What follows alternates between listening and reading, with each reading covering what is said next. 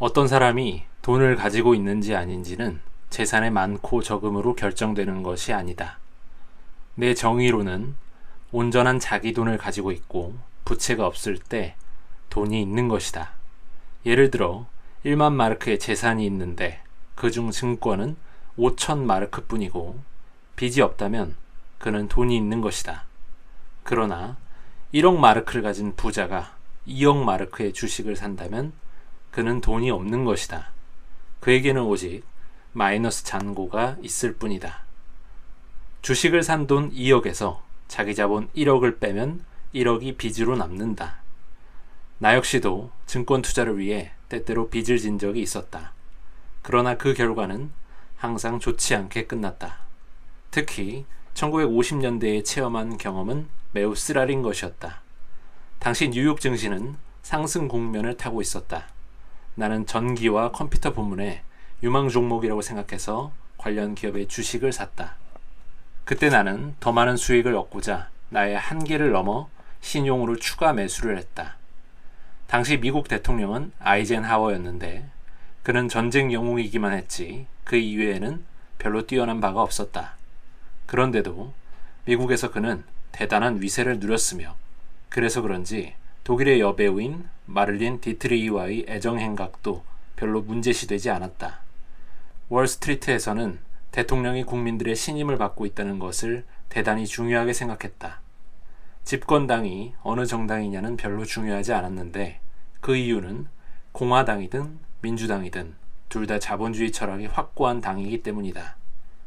1년 뒤에 있을 대통령 선거에서 차기 대통령으로 아이젠하워가 재선될 거라는 데는 의심의 여지가 없었다.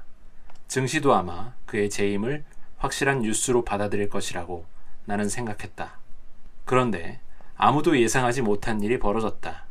1955년 아이젠하워에게 심장마비가 왔다.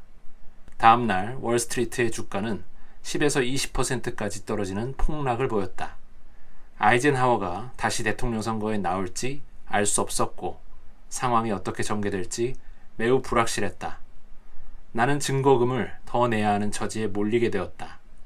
그 다음부터는 더 이상 대출을 받을 수 없어 할 수 없이 가지고 있던 주식을 팔아야 했다.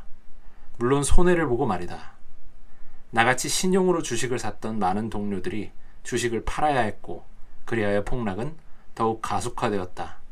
그런데 며칠이 지나 아이젠하워가 건강을 회복하자 증시는 다시 활기를 띠기 시작했고 곧 옛날의 시세를 회복했다.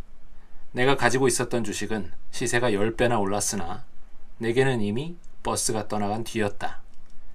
몇 해 뒤 나는 또 유사한 경험을 했었다. 1962년 2월이었는데 나는 당시 파리의 증시에서 거래하고 있었다. 이번에 빚은 없었다. 단돈 1프랑까지도 모두 내 돈으로 산 주식을 가지고 있었다. 알제리는 당시에 전쟁 중이었는데 프랑스의 드골 대통령은 알제리를 해방시키고자 했다. 그러나 프랑스 내의 반대 여론에 밀려 그는 이러지도 저러지도 못하는 입장이었다. 이때 예상치 않은 일이 일어났다. 4명의 프랑스 장군들이 드골에 반대하는 쿠데타를 일으킨 것이다. 그들은 드골이 알제리를 해방시키는 것을 막고자 했다. 국가 위기 사태였다. 그날 저녁 파리 시내는 매우 어수선했고 공수부대가 파리를 점령할 거라는 소문이 떠돌았다. 나는 다음 날 객장 근처에는 얼씬도 하지 않겠다고 결심했다. 왜 내가 쓸데없는 일에 신경을 곤두세워야 한단 말인가.